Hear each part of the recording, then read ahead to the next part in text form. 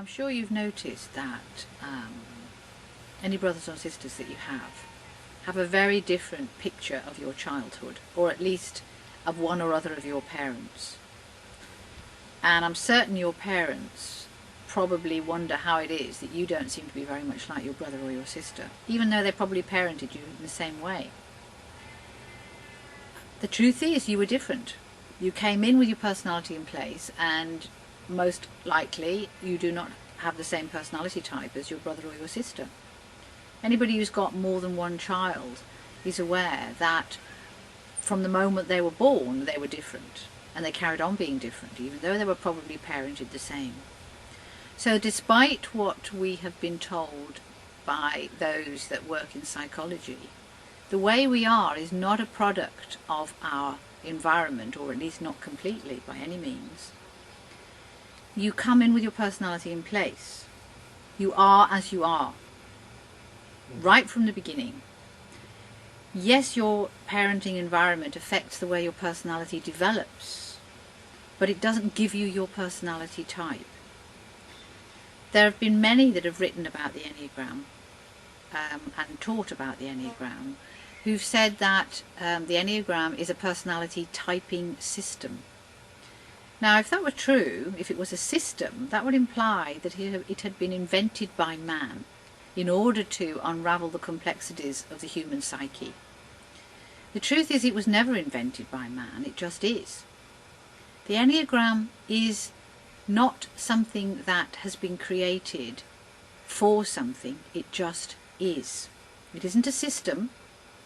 The Enneagram has been in being forever. It just is. It is the blueprint of life.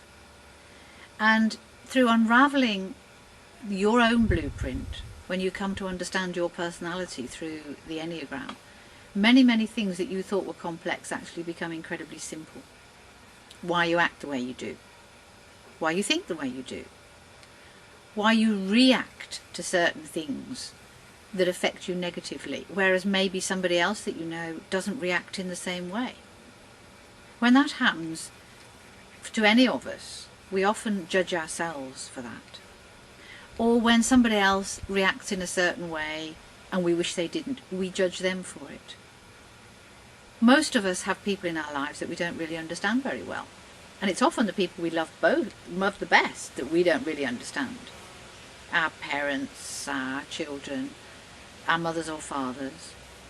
And yet when you do understand through the Enneagram, when you understand what drives them, what they need, what they're looking for in life, even though they may not be conscious of it, it all starts to make sense. When we come into life, we have left a place of the all that is. Well, part of us has left that place. And as we come into life, we come in as a certain personality type, and that personality type experiences themselves as being separated from or not connected to certain qualities of essence. Now, they're not really separated, but this is all about their learning and their growth in this life. They go looking out into the world for what it is that they feel is missing in their lives. That's what we all do until we realise that in fact it's not going to be found out there. It's not going to be found through the job, the money, the relationship, the car, the house.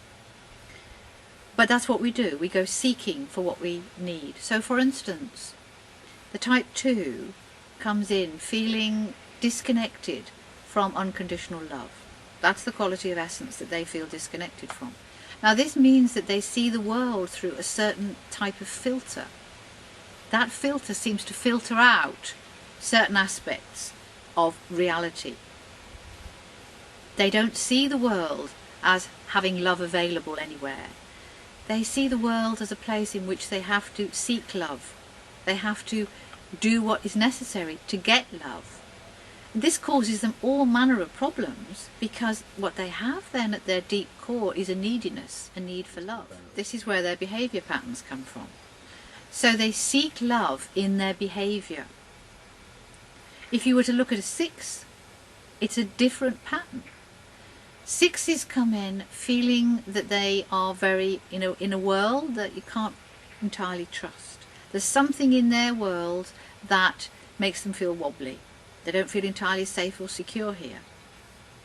Now, what then happens is that their driving force, because they're needing security, is different to the two. They are seeking security in the way they behave. Equally, that causes them problems, because in fact it is the deep need of each of the types that causes most of the conflict and problems in our lives. But what drives the behaviour of the 6 is very different to what drives the behaviour of the 2. And so when you compare them, you can often wonder, why does one react that way? Why does that one react that way? And this is one of the things that causes so much problems in relationships. We don't understand why somebody doesn't behave like us. And of course, what we all hope is that if they would change, if they would behave differently, in other words, more the way we do, then we'd be happier. The truth is, if your outside world changes, it doesn't actually make it better. It might for a short while, but then something else is going to create you experiencing your need again. No, what has to happen is you have to begin to understand yourself, what drives your behaviour, what your deepest needs are, what your deepest desires are, and change your inner world.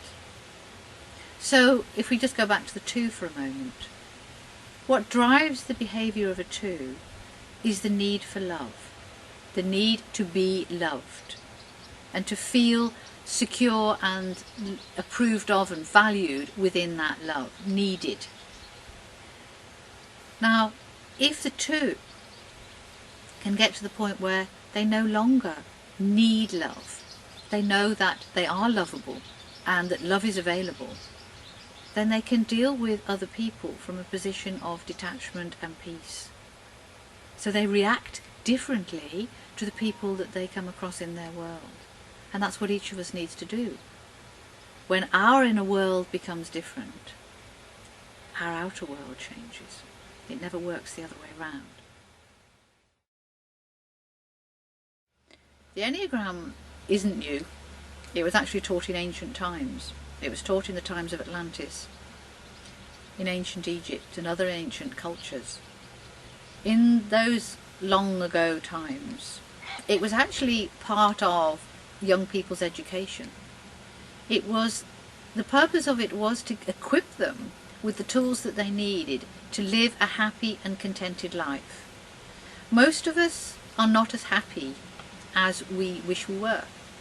And although we think it's because we need things, material things or money, in actual fact it's to do with the way we feel about ourselves or what's happening in our relationships. That's what stops us from being really happy. And in ancient times, young people who were just about old enough to begin to embark upon relationships were taught about themselves, their personality type, all the bits and pieces of themselves, so that they would make sense to themselves. And they learnt about the other personality types so that they could understand other people and have compassion and understanding when other people were not behaving perhaps the way that they would like. And as a consequence, they were not held back by bad feelings about themselves or by conflict in relationships. They were able to get on with their lives without those things messing up their happiness. Now, in modern day, the Enneagram has come back to us. It's been brought back to us out of the world of spirit in order that we can use the knowledge again in this time of evolvement and transformation, a time when we need it badly, in order to bring more peace and harmony into relationships with other people, and most especially relationships with ourselves. When we feel good about ourselves and we're at ease in our own skin, and we can be at ease with the other people around us who are not behaving as we do, what more can you need to be happy?